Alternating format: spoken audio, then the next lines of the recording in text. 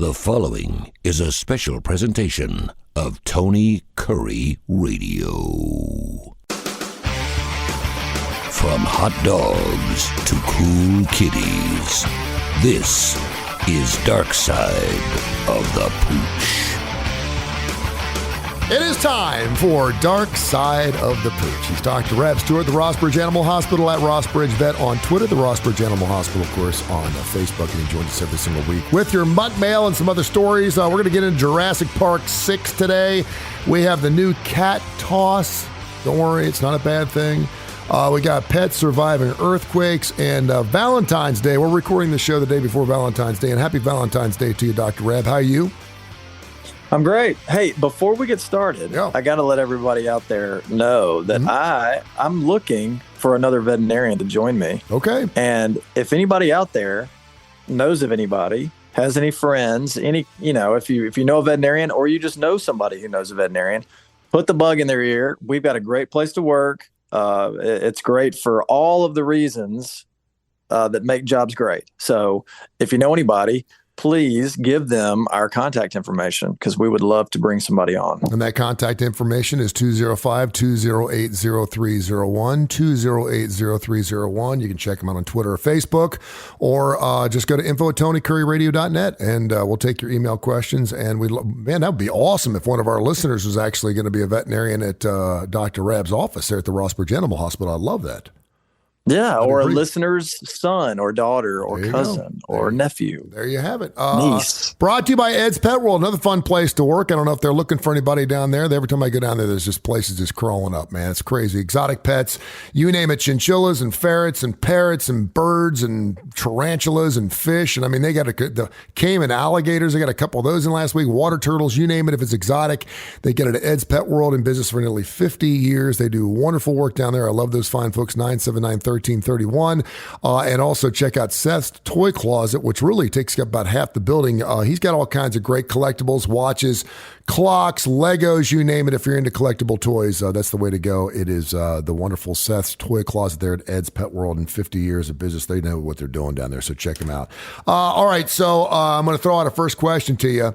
2022, what did Americans spend on their pets for Valentine's Day? Is this is this total number? Yes. All right. In 2022, Americans, just the United States, yeah. Okay. In the U.S., they spent $10 million. Let's try $1.189 billion. Just on that one day alone. Yeah. 27% of all pet owners say they buy their pet something for Valentine's Day. Could you make sense of that for me, sir? I mean, I get it, because we will do just about anything on Valentine's Day. And we want to show the things and the people that we love them. So I understand getting something, but I mean, I wish I knew. So, okay. The numbers are probably different now, but when we opened the practice, it was pretty standard across the board that 50% of America owned a pet. Now, COVID has changed that. Yeah. I mean, it might be 70% now, but let's just be conservative. All right, so 50% of the households own a pet. That doesn't count, multiple pet owning households. But how many people are in the United States? I have no idea. How many people? Do you know? About 400 million. 400 million. Okay, so 200 million households have at least one pet. That's true. And they spent over $1 billion. Yeah. That's a lot of money per pet. Per human being, yes. I mean, that's pretty crazy. It really is. I mean, it's one of those things where if I'm out shopping and I see something, like one of those off racks or something, or maybe a corner rack for a pet, one of those added value kind of things, and I see a pool toy, or if I'm in a pet store and I'm there to pick up something for my aquarium and see, a dog toy that's Valentine, I get it. But these sound like they're specifically, and maybe too, we now have more single people in this country than we have married people for the first time in history. Maybe single people are finding love in their pets more than they are in their significant others, maybe? Okay. So, I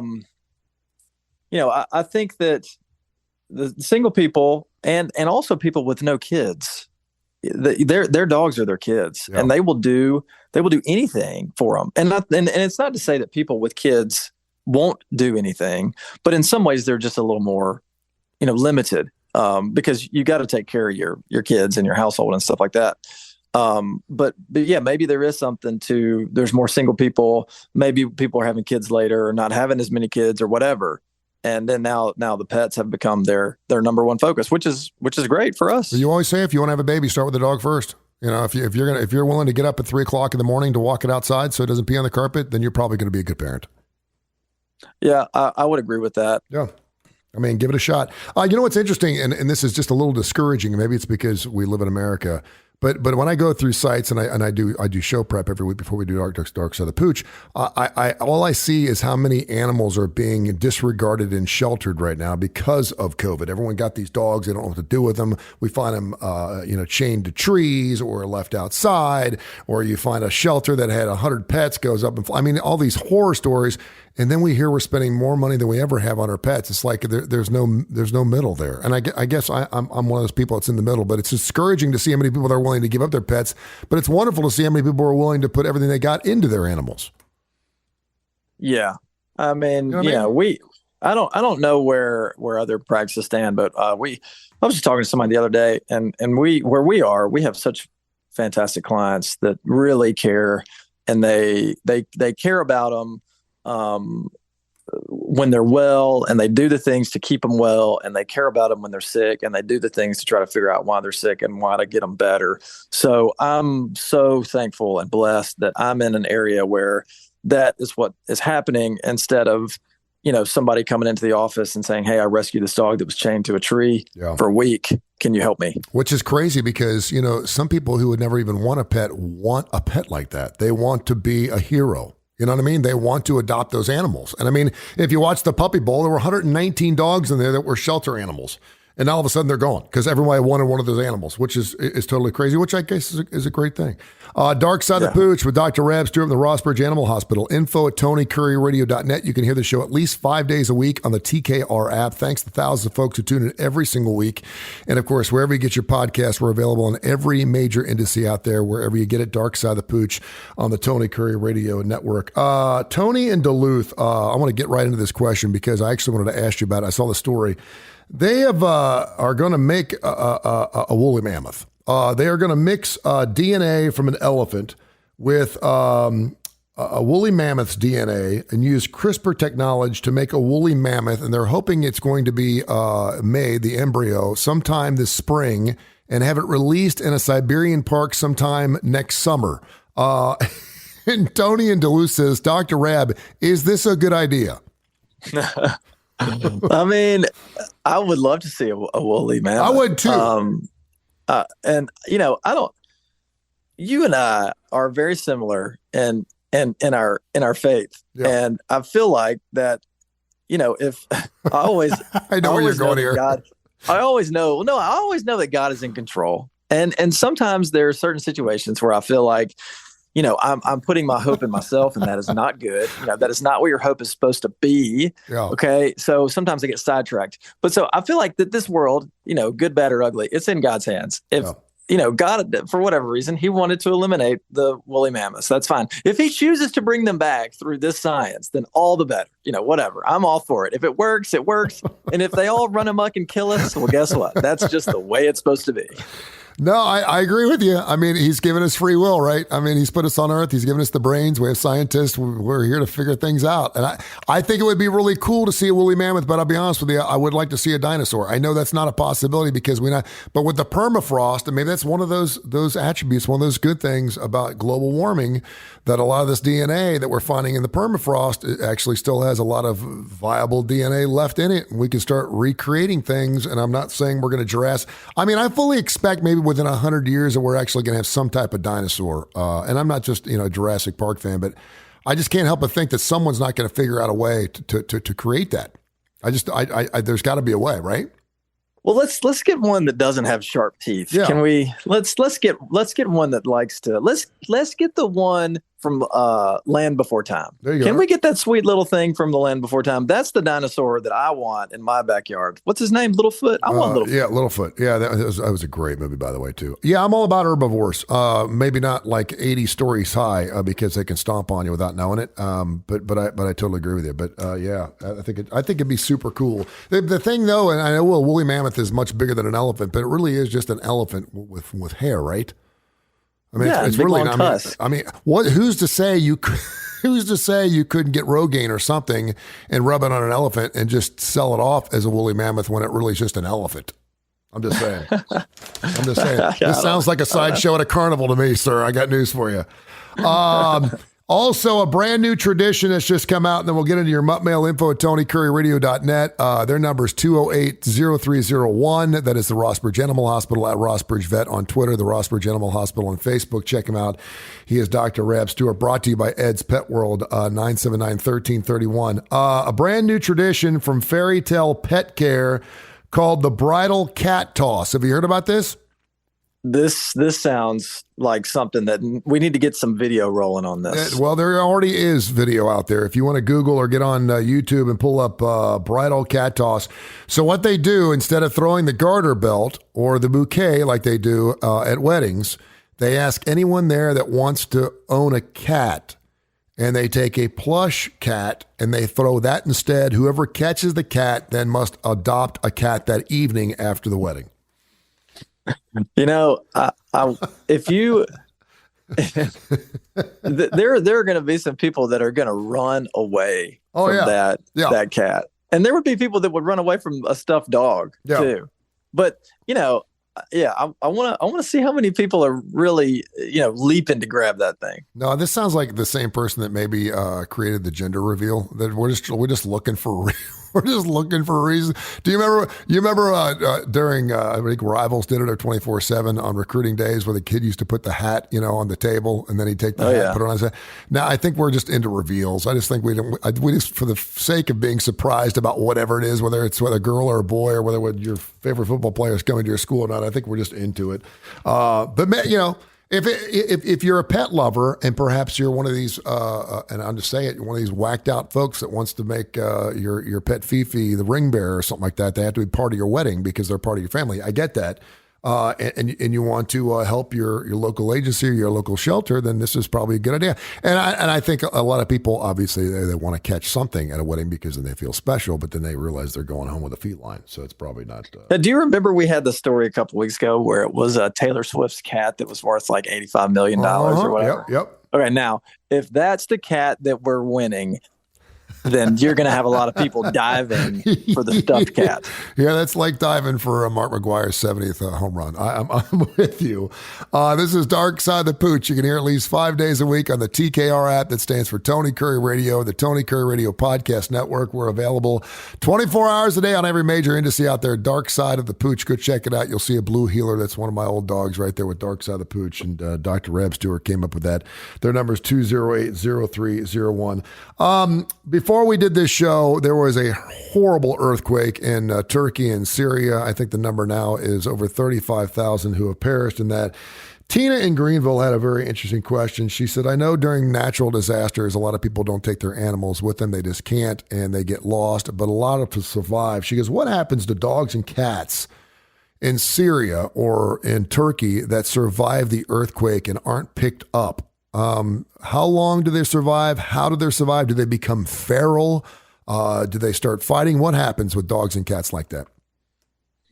I don't think they become feral because once it's domesticated, it's going to try to find somebody or something.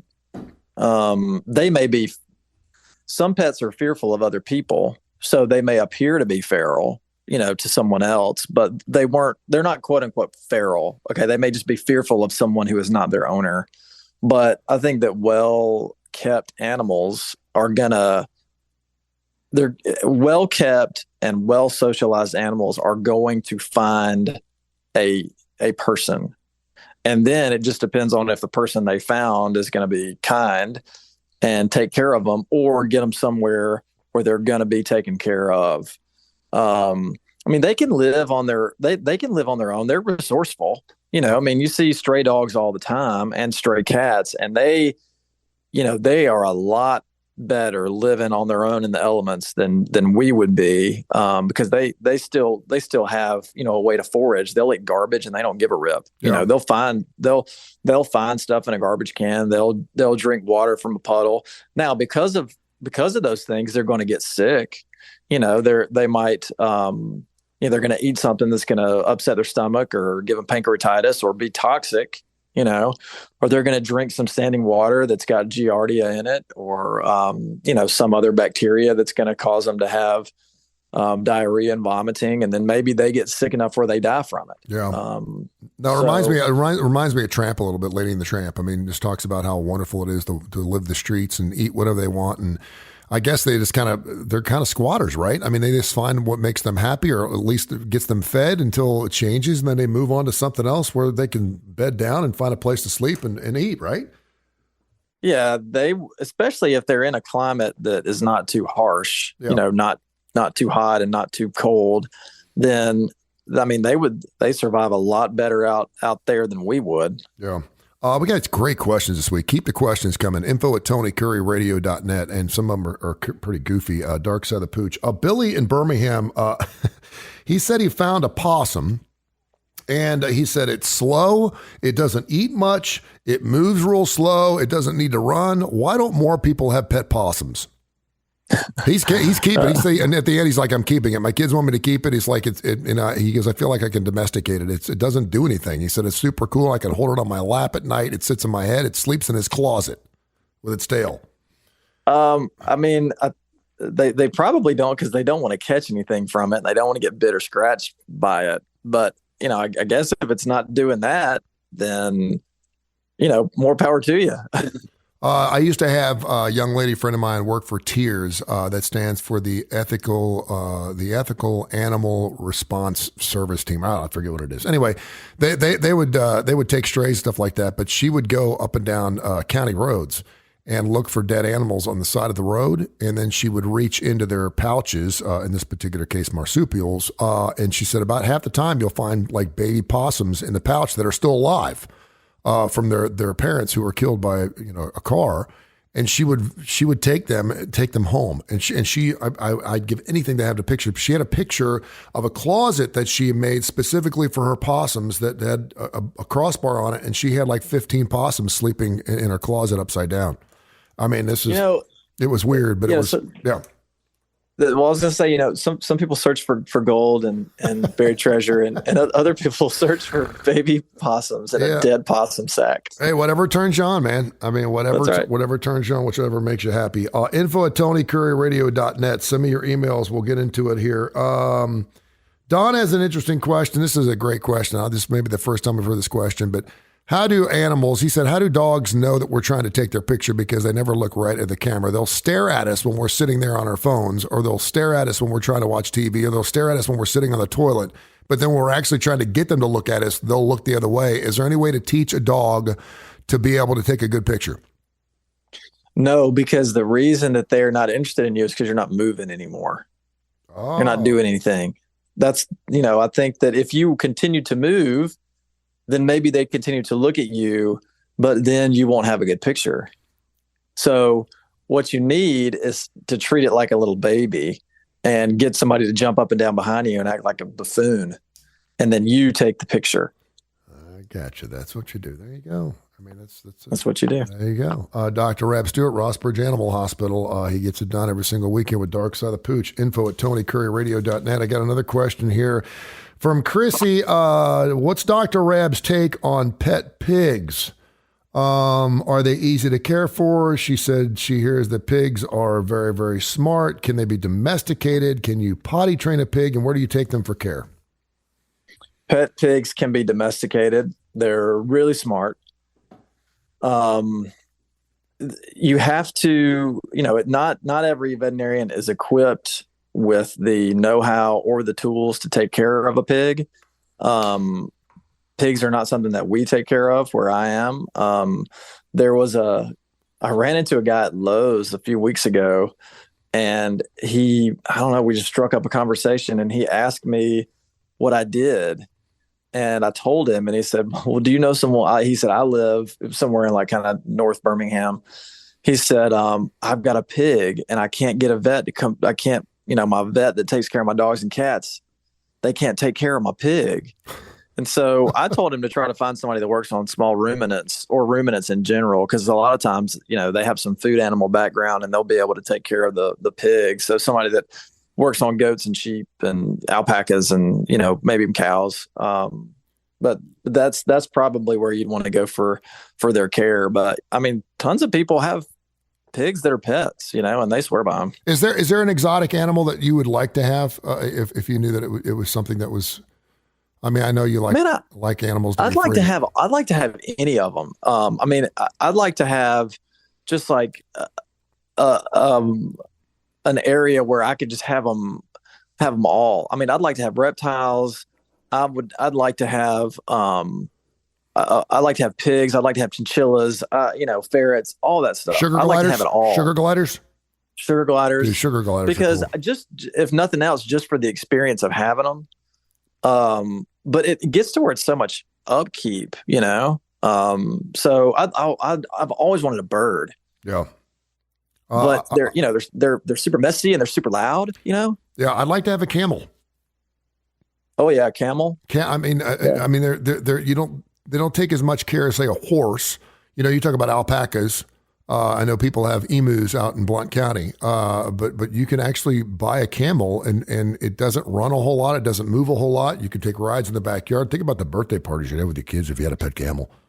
The best. They'd have to have a 2-humper to make sure all the kids could stay on. Yeah, Donna, sit between the humps. Yeah, Donna in Huntsville. These questions are just out of whack this week. Donna in Huntsville, and I'm just finding some here.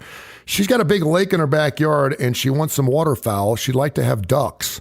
And she's wondering if she goes and buys a bunch of baby ducklings and raises them, will they automatically stay at her lake or will they leave? Or do they leave and come back? Do you know anything about ducks and what waterfowl, what they do? Yeah, you'd have to alter them so they can't fly away.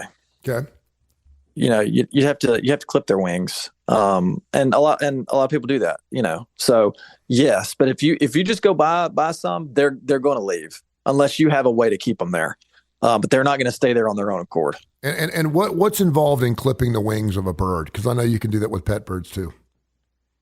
You can, and I've never done it. And so the ins and outs of it, unfortunately, I do not know the answer to that. But find a place that sees exotics, and they'll be able to do it for you.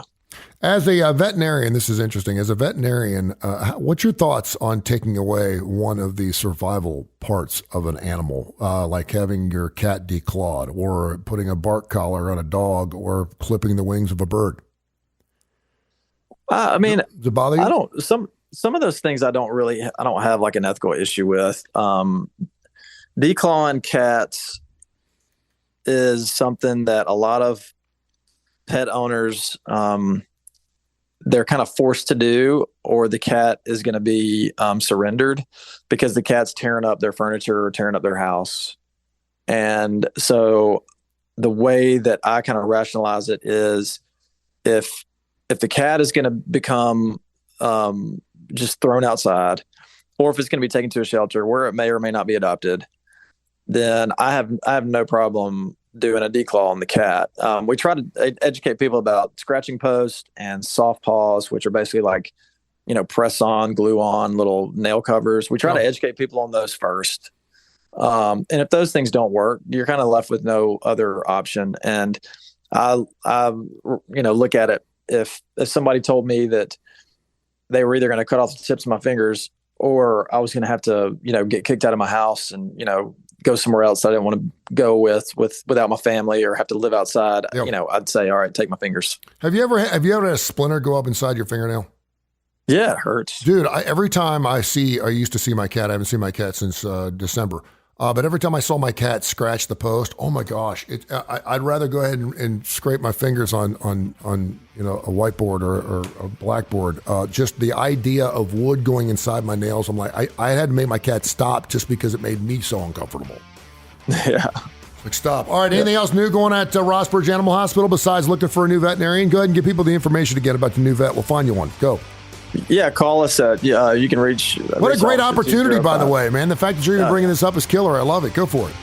Yeah, it's 205-208-0301. Just call me, leave me a voicemail, or have, if you know somebody that's interested, call them or tell them to call us. Or you can email us, rossbridgeanimalhospital@gmail.com. Yeah, I mean, we'd love to talk to some people that are interested, because it's a great place to work. It's a rapidly growing area. The benefits and pay will be spectacular. So, all right, there you have it. Dr. Rabb, thank you so much, brother. I appreciate you. Thanks, man. Talk to you next time. This has been a special presentation of Tony Curry Radio.